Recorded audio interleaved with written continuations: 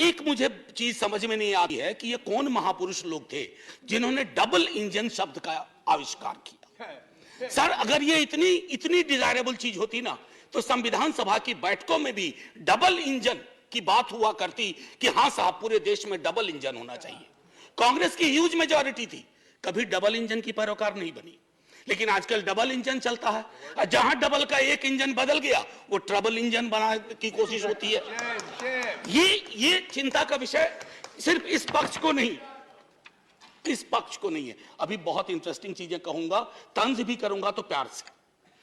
Sir, airport से आते वक्त परसों इंदौर से मैंने देखा mother of democracy host G20, बहुत अच्छा लगा, ये सबके लिए गर्व का क्षण है। लेकिन सर, ये मां बीमार चल रही है, ये मां हमारी बीमार चल रही है, दुखी भी चल रही है। और उसके दुखी होने का कारण है कि इस मां के लिए, जिसके बच्चे किसान भी हैं और सरहद पे खड़ा जवान भी है, ना वो महफूज है, ना किसान महफूज है, ना देश का श्रमिक महफूज है, ना युवा महफूज है। तो मां तभी प्रसन्न होगी ना सर, जब बच्चे प्रसन्न रहे। ऐसा तो नहीं होगा ना कि बच्चे नाखुश हैं, बच्चे परेशान हाल है और मां खुश है।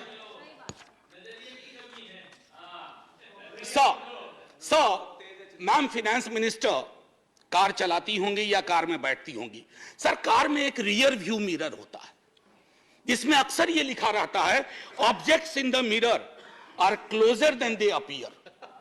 तो मैं अपनी 3-4-5 मिनट में मैं उन ऑब्जेक्ट्स का जो सब्जेक्ट से है उस मिरर पे मैं कहूंगा कि मैं माननीय वित्त मंत्री साहिबा को आपके माध्यम से रियर व्यू मिरर में जो वो कुछ चीजें नहीं देख पा रही हैं या उन्हें देखने नहीं दिया जा रहा है, उस पर मैं सदन का ध्यान आकृष्ट करूं।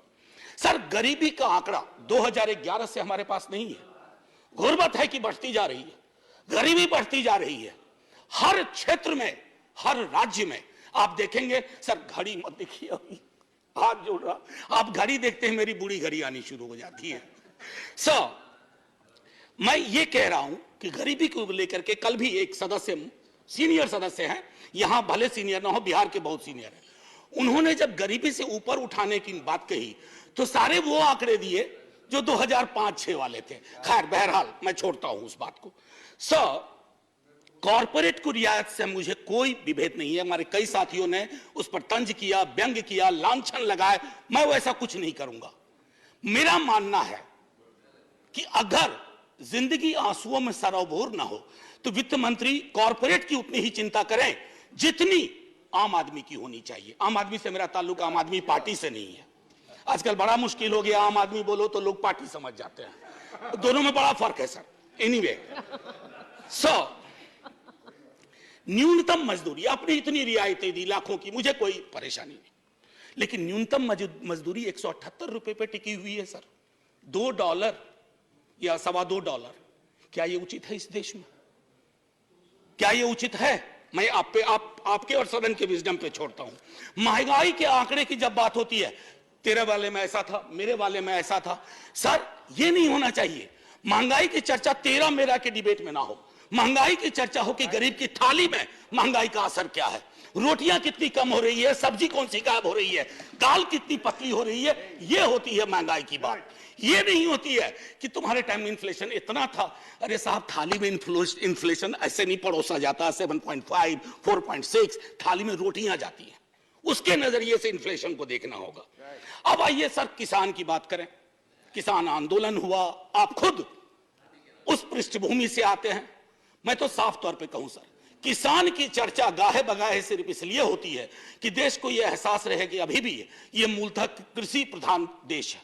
अन्यथा कृषक, किसान, जिस देश में कल कई लोगों ने आत्महत्या के आंकड़े दिए, वैसे बहुत अंक देखने से, क्योंकि ये सरकार आंकड़ा प्रबंधन में माहिर है सर, जो वाला आंकड़ा पसंद आता है वो ले लेती है, बाकी कहती है तो गलत है, ये तो हमें बदनाम करने की साजिश है। मैं उसमें नहीं जाना चाहता। मैं मानता हूं कि आप आंकड़ा प्रबंधन में MBA का कोर्स शुरू कर सकते हैं। मैं सर से इतना कहना चाहूंगा कि हर 2 घंटे किसान आत्महत्या करता है सर। अब आइए सर, बेरोजगारी की बात करें। बहुत फिर भी मैं कहूंगा, अगर आज के दिन मैं, वित्त मंत्री जी या माननीय सभापति महोदय आप, अगर हम 20-22 की उम्र में होते, बेरोजगार होते, हमारी चिंता क्या होती सर? रोजगार ना, नौकरी ना, लंबी चौड़ी मस्जिद, मंदिर, सर ये रोजगार का पर्याय नहीं हो सकता।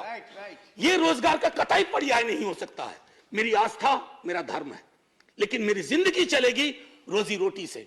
उसके लिए क्या व्यवस्था की है? और मैं तो जानबूझ के सर वो 2 करोड़ वाले में जाना ही नहीं चाहता। मैं भुला दे रहा हूं, बिसरा दे रहा हूं, क्योंकि वो दर्द देता है। मैं तो ये देखना चाहता हूं माननीय सभापति महोदय कि रोजगार को लेकर आपका ब्लूप्रिंट क्या है।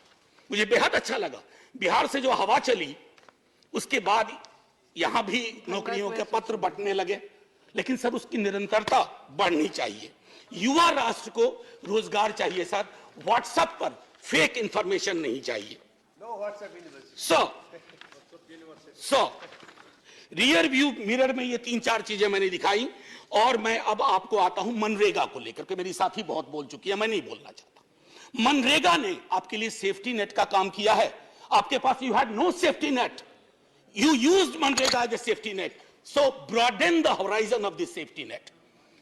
उसमें मजदूरी न्यूनतम सुप्रीम कोर्ट का आ गया है, उससे बढ़ाइए।